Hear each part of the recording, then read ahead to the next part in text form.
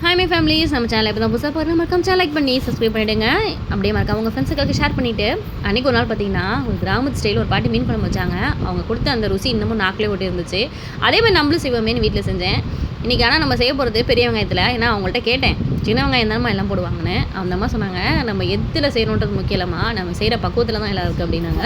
சரி, நம்மளும் பெரிய வெங்காயத்திலே செய்வோம் அப்படின்னு சொல்லிட்டு பெரிய வெங்காயம் 3 பெரிய வெங்காயம் 4 தக்காளி எடுத்து நல்லா எண்ணெயில் வணக்கி பேஸ்ட்டை அரைச்சிட்டு, நம்ம எந்த இதை வந்து அடுப்பில் வைக்க போகிறோமோ அந்த பாத்திரத்தில் நம்ம அரைச்ச பேஸ்ட்டு, பச்சை மிளகாய், மீனை கடைசியாக போடுவோம், முதல்ல போடணும். அல்டிமேட்டாக இருந்ததுங்க குழம்பு. கண்டிப்பாக ட்ரை பண்ணி மீன் குழம்பு கூட சாப்பிடாதவங்க இந்த மீன் குழம்பு சாப்பிடுவாங்க. ட்ரை பண்ணி பாருங்கள். நீங்கள் 1/2 ஸ்பூன் மஞ்சத்தூள், 1 spoon Kashmiri chilli powder, normal மிளகாத்தூள் ஒரு 1/2 ஸ்பூனு, 3லேருந்து 3 ஸ்பூன் வந்து கொத்தமல்லி தூள் ஆட் பண்ணியிருக்கேன். தேவையான உப்பு, ரீஃபண்ட் ஆயில், கல்லெண்ணெய், நல்லெண்ணெய் எல்லாமே ஊற்றுனாங்க. நானும் அதே மாதிரி ஊற்றிட்டு அதுக்கப்புறமா நம்ம லெமன் சைஸ் புளியை நான் ஏற்கனவே ஊற வச்சுருந்தேன். அதை நல்லா கரைச்சி அதையும் இதில் ஊற்றிடுங்க. அதுக்கப்புறம் 1 கப்பு தண்ணி ஊற்றிடுங்க. ஏன்னா நம்ம கொதிக்க விட்றோம்ல, அதுக்காக. அதுக்கப்புறம் கரெக்டாக உப்பு இருக்கான்னு நல்லா கையை விட்டு கிளறுங்க. இதில் மெயினே நம்ம கையை வச்சு கிளறது தானே, அது சொன்னாங்க. அதே மாதிரி செஞ்சுட்டு அடுப்பில் தூக்கி வைங்க.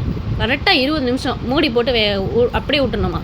நம்ம திறந்தே பார்க்கக்கூடாதான். உண்மையாக சொல்கிறேங்க, கொதிக்கிறப்ப அதில் வர வாசனை இருக்கே, கண்டிப்பாக 8 ஊருக்குன்னு சொல்லுவாங்கள்ல, அந்த மாதிரி இருந்துச்சுங்க. அவ்வளோ ஒரு வாசனை.